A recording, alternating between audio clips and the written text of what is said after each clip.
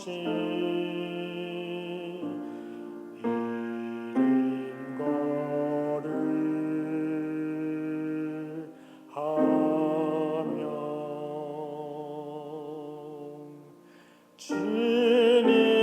나라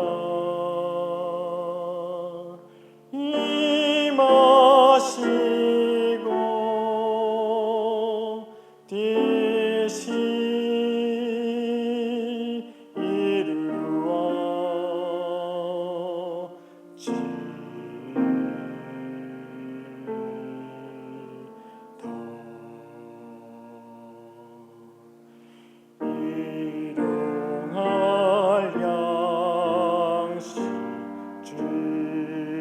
주시고 우리들의 죄를 다 용서하옵시고 또 시험에 들게 마시고 악에서 구원하소서.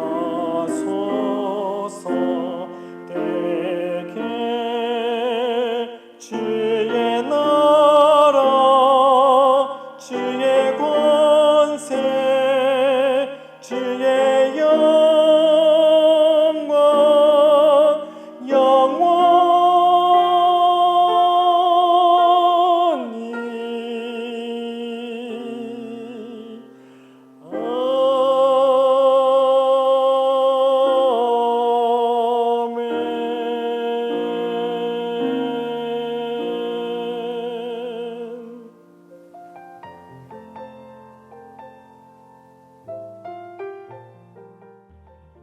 하늘에 계신 아버지, 저희들에게 이와 같은 특별한 기회를 통하여 말씀을 배우게 하셨사오니 진심으로 감사를 드립니다. 저희들이 이 기간뿐만 아니라 앞으로도 늘 하나님과 교통하며 살 수 있도록 성령으로 일깨워 주시고 인도하여 주시옵소서. 특별히 가족을 잃고 슬픔에 잠긴 모든 유가족들을 위로하여 주시고 그들의 앞길을 인도하여 주시옵소서. 저희 모두가 항상 서로 도우며 서로 사랑하며 살도록 성령으로 강권하여 주시고 인도하여 주시옵기를 예수님 이름으로 간절히 기도드리옵나이다.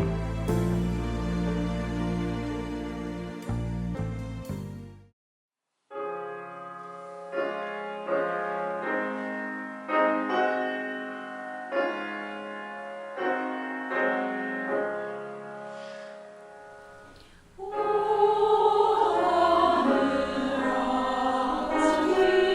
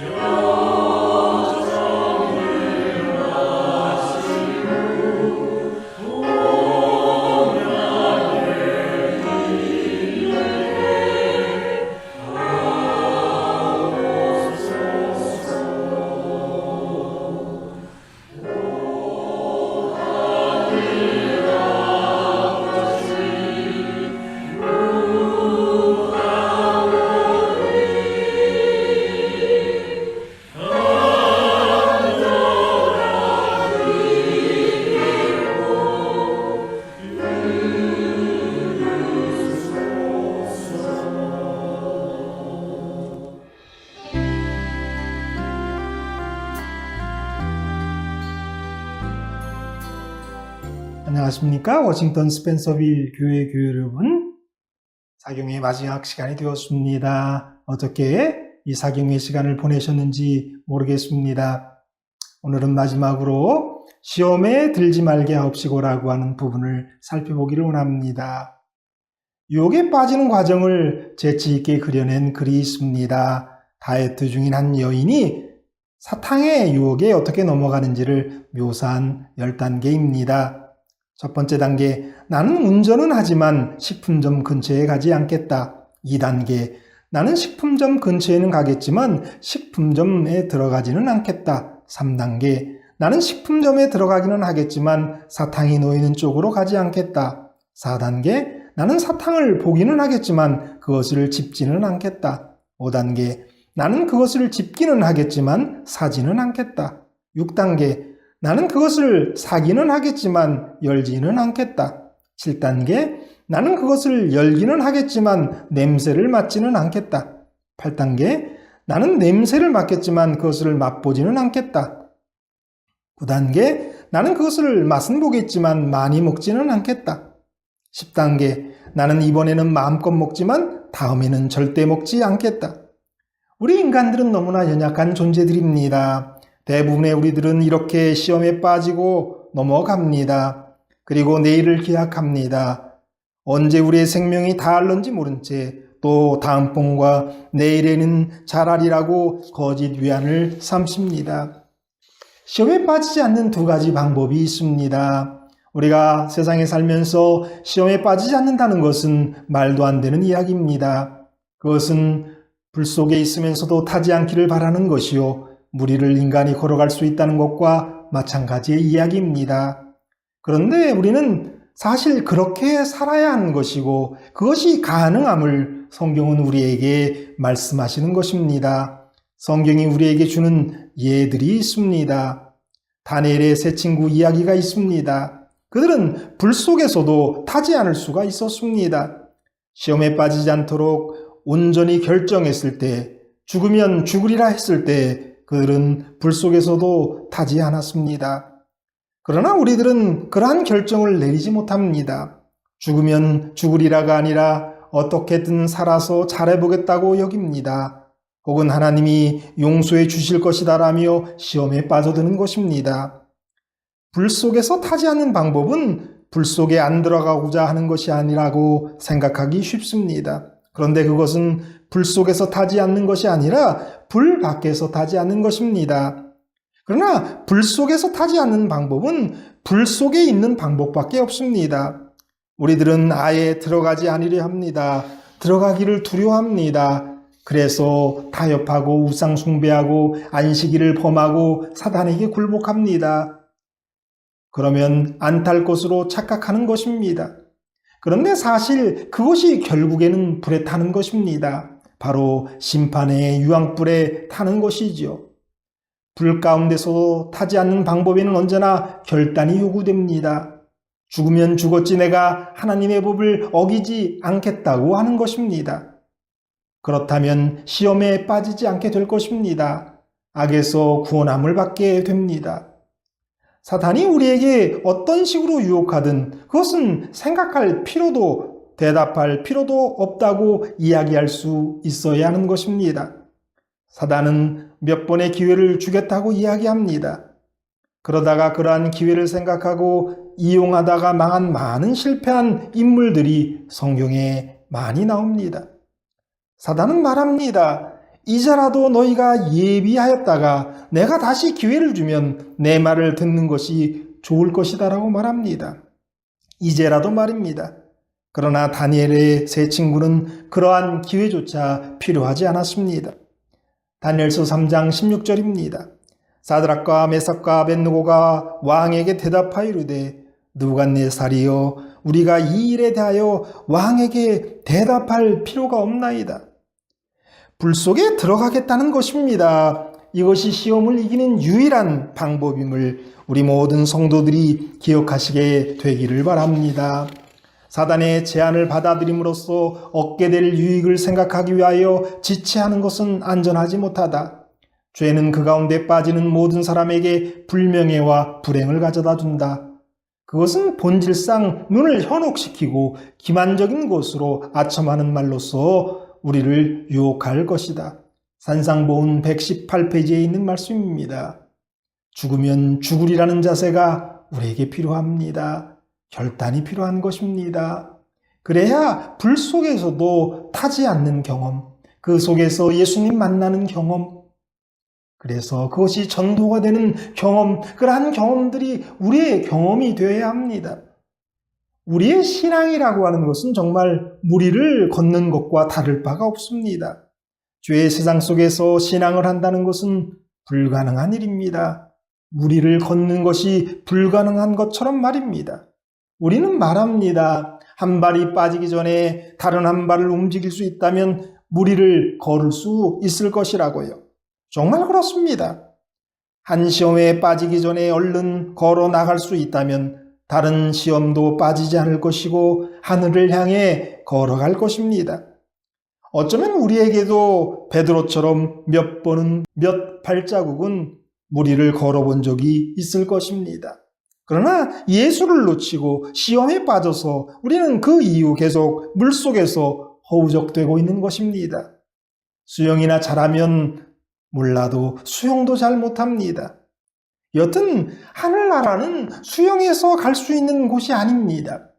이 세상에서 여러 시험을 잘 헤쳐나가는 것이 수영이라고 할 수 있습니다. 모든 문제를 이겨가면서 나간 것입니다. 그러나 그렇다 하더라도 수영을 한다는 것은 죄악 세상에서 허우적되는 것입니다. 하나님이 요구하시는 것은 수영을 하는 것이 아니라 무리를 걷는 것입니다. 본질적으로 다른 것입니다. 우리의 목적지는 물속이 아니라 죄악 속이 아니라 하늘이란 말입니다. 물 위란 말입니다. 그렇게 세상을 밟고 걸어가다가 세상에서 완전히 발을 띄는 것이 하나님이 요구하시는 것입니다. 하나님은 물속에 계신 것이 아니라 하늘에 계신 것이니까요. 그러나 우리는 나름대로 수영을 해가면서 죄악의 물결을 헤쳐나간다고 생각하고 있습니다. 그것은 죄악의 물결을 헤쳐나가는 것이 아니라 죄악의 물속에서 헤매고 있는 것입니다. 빠르게 발을 옮기는 것입니다. 머뭇머뭇하지 않는 것입니다. 살아계신 그리스도와 동행하는 가운데 생활하라. 그러면 그분께서 결코 놓지 않는 손으로 그대를 굳게 붙들어 주실 것이다. 하나님께서 우리에게 베푸신 사랑을 이해하고 믿으라. 그리하면 안전하게 될 것이다. 산상보훈 119페이지에 있는 말씀입니다. 예수님과 함께 무리를 걷는 것입니다. 그분만 바라봅니다. 결코 뒤돌아보거나 예수님에게서 우리 눈을 떼지 않습니다. 그러면 예수님이 걸어오라 하신 그 무리를 우리는 걸어갈 수 있을 것입니다. 죄에 빠져들기 전에 빨리 발을 옮겨야 합니다. 다시 한 발을 디뎌야 합니다. 그러면 시험을 이기는 구체적인 방법은 무엇일까요? 첫째, 예수님은 시험에 들지 않도록 기도하라고 말씀하셨습니다. 기도만이 시험을 이길 수 있는 방법이기 때문입니다. 마태복음 26장 41절입니다. 시험에 들지 않게 깨어 기도하라. 마음에는 원이로되 육신이 약하도다 하시고, 기도는 우리의 힘으로 불가능한 것을 가능케 합니다. 부족하고 나약한 우리에게 지혜와 총명을 주기 위해 기도하라고 말씀하신 것입니다. 시험에 넘어져서 실패한 일이 우리에게 많죠. 그 이유가 무엇이라고 생각하십니까? 여러 가지 변명과 이유를 나열하려고 해서는 안 됩니다.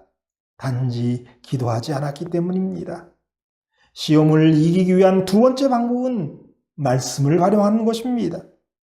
시험에 빠지지 않으려면 말씀을 활용할 줄 알아야 합니다. 이러한 생각을 여러분이 하셔도 틀린 것이 아닙니다. 그건 뭐냐면 예수님은 당신이 승리하기 위해서, 시험에서 승리하기 위해서, 세상에서 승리하기 위해서, 사단을 이기기 위해서 당신의 능력의 말씀을 먼저 말해 놓으신 거예요. 그것이 성경 말씀이에요.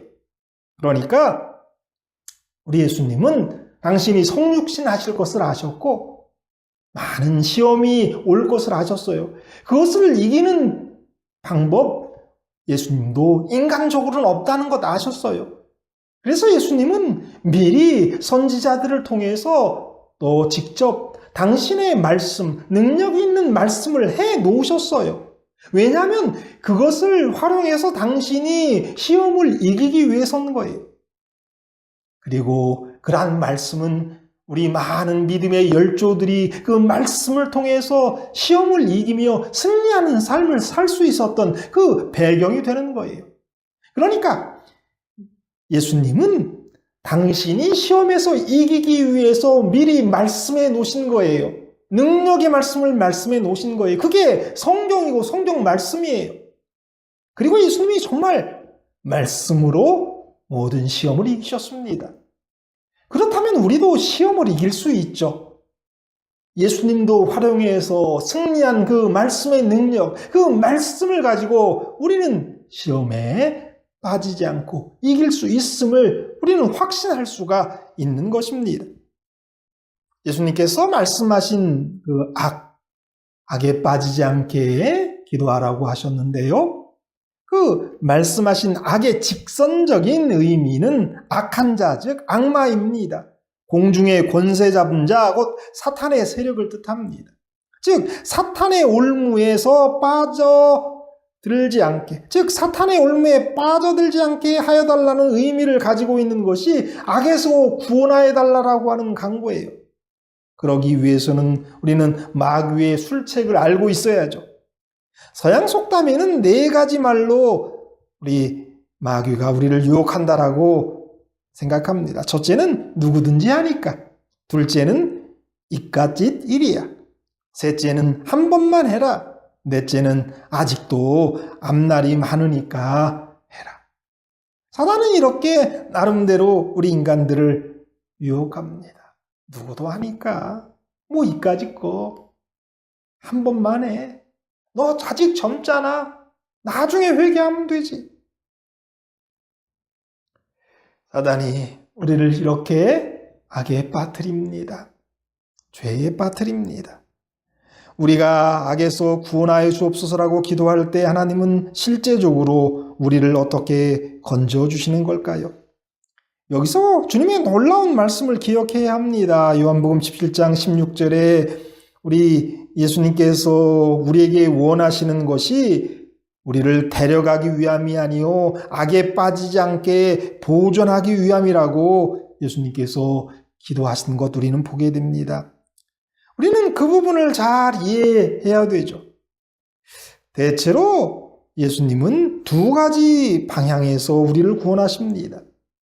첫째는 권능과 섭리로 직접 건져내시는 것입니다. 다니엘을 사자굴에서 건져내시며 이스라엘을 애굽에서 건져내신 것 같이 하나님의 권능으로 친히 건지시며 때로는 피할 길을 주셔서 그 악의 역사를 모면케 하시기도 한다는 것입니다.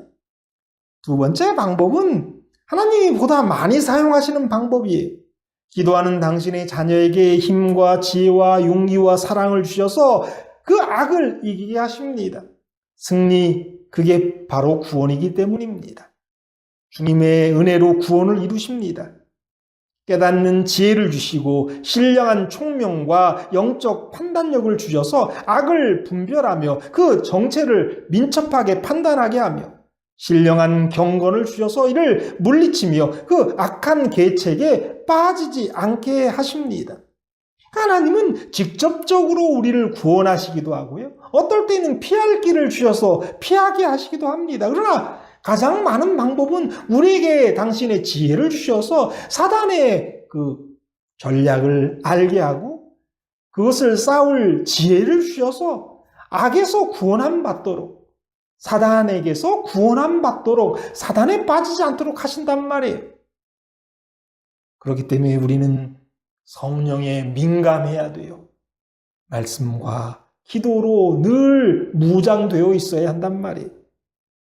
악에서 구원을 받으려면, 이 말의 다른 말은 귀신을 쫓아내려면, 사단에게서 승리하려면 라는 의미이죠.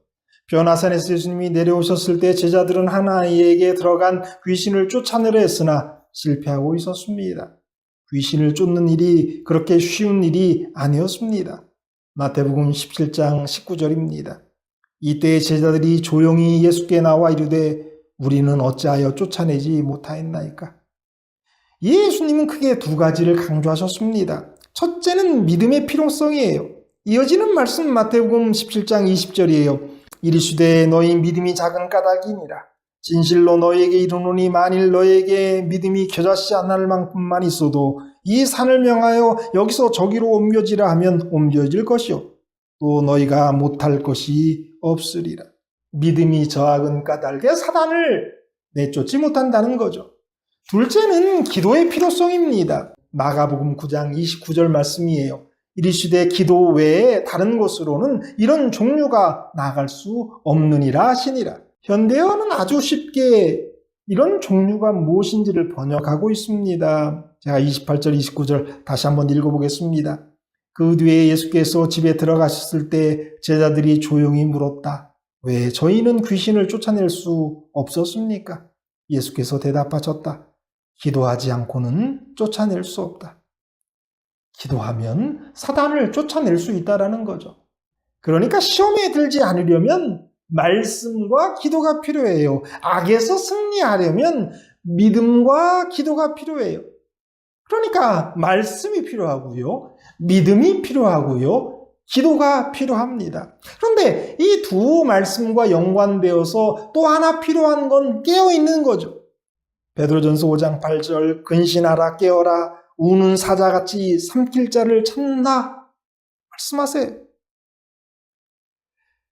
마태복음 26장 41절이에요. 시험에 들지 않게 깨어 기도하라. 마음에는 원이로되 육신이 약하다 하시고 다 깨어 있을 필요성이 있어요. 그러니까 시험에 들지 않고 악에 빠지지 않는 방법 여기 계속 말씀하고 계시죠? 뭐가 필요해요?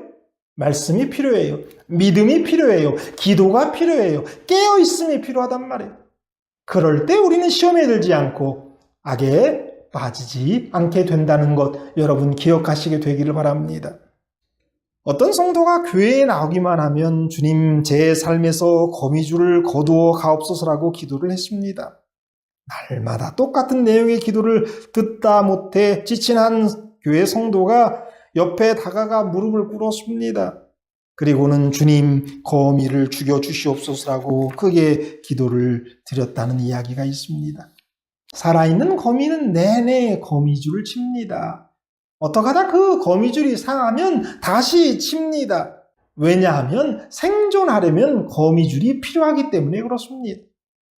우리와 하나님의 사이를 막고 있는 거미줄이 있습니다. 이것은 하나님이 주시는 은총을 우리에게 도달하지 못하게 하고 우리로 하나님 앞에 담대히 나아가지 못하게 합니다. 우리의 기도도 방해합니다. 우리를 세상에 올가매는 거미줄입니다. 그러나 우리는 감히 그 거미를 죽여달라고 못합니다. 왜냐하면 우리는 그 거미를 사랑하고 있기 때문입니다. 그 거미로 인해 먹고 살고 있다고 생각하기 때문입니다. 하나님보다도 거미를 사랑하는 그리스도인들이죠. 그러면서 시험에 빠지지 않게 되기를 기도하며 복받기를 바랍니다. 하늘나라는 가고 싶다고 생각하고 세상에 얽매여 돈에 얽매여 사는 사람들, 왜 사는지도 잊어버리고 사는 존재들이라고 할 수 있습니다.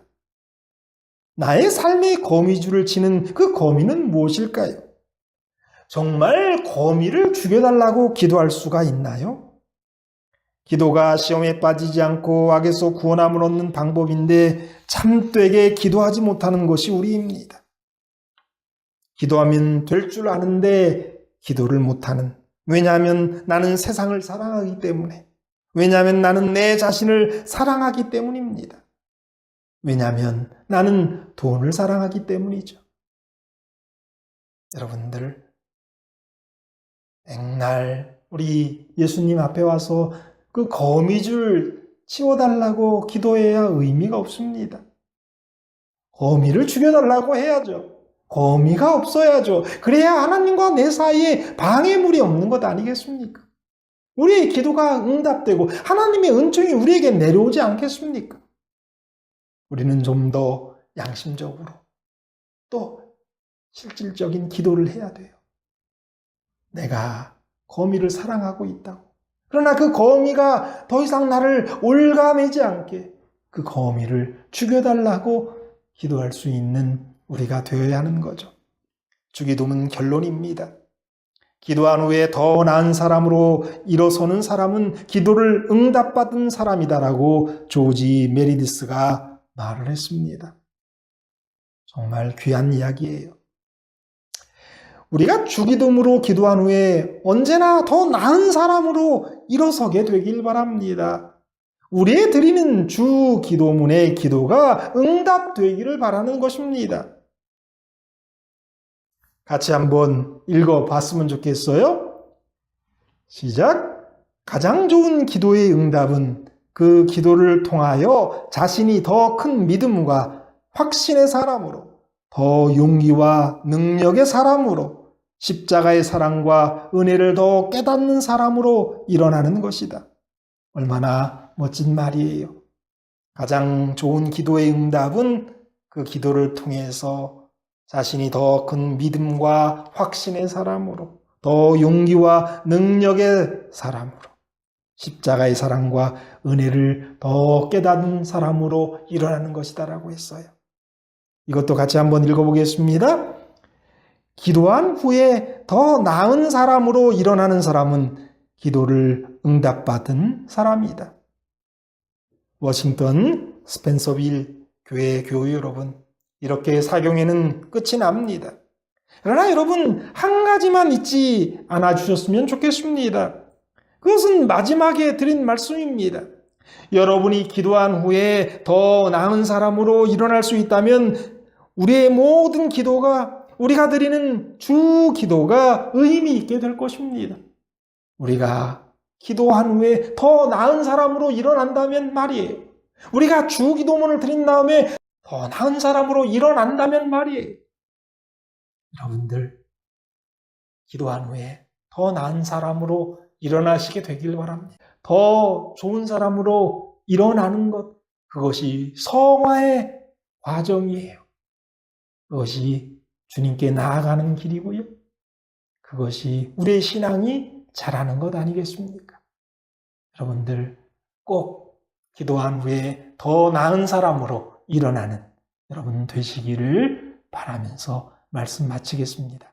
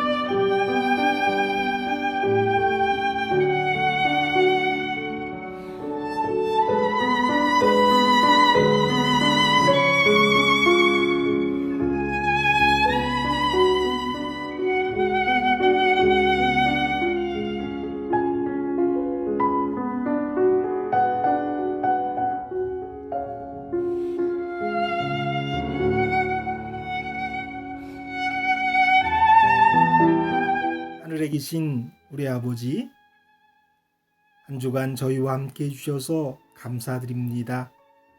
우리 워싱턴 스펜서빌 교회의 모든 교우들에게 축복하셔서 기도한 이후에는 더 나은 사람으로 일어나게 도와주시옵소서.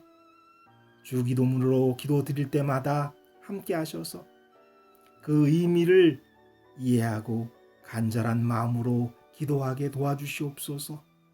그래서 우리가 주님이 가르쳐 주신 기도로 기도드린 이후에는 그분의 영광과 그분의 품성과 그분의 가족과 그분의 사업을 우리의 최고의 관심의 대상으로 삼게 하여 주시옵소서. 예수님의 이름으로 기도드립니다. 아멘.